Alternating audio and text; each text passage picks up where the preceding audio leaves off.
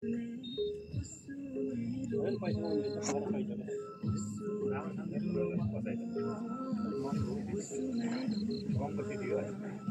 महँगो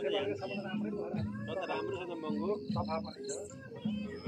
सफा सबभन्दा कम नेपालमा आन्दोलन हुने ठाउँ शान्त ठाउँ घर मान्छेले बताउनु आन्दोलन होइन काठमाडौँमा मान्छे आन्दोलनको राजधानी हुनुभयो त्यो नेता बन्ने राजधानी हुन्छ तराईतिरको कहानी अघि छ सर गर्मी त होइन मान्छेले ल्याउन जनता नि जस्तो जे पनि आन्दोलन गर्ने रवि लामिछानेलाई सुरु तराईतिर कहाँ देशै बोलाइन्थ्यो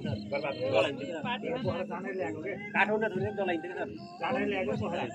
गएर मान्छे पुत्री भेनाले पढ्ने मान्छे आफ्नो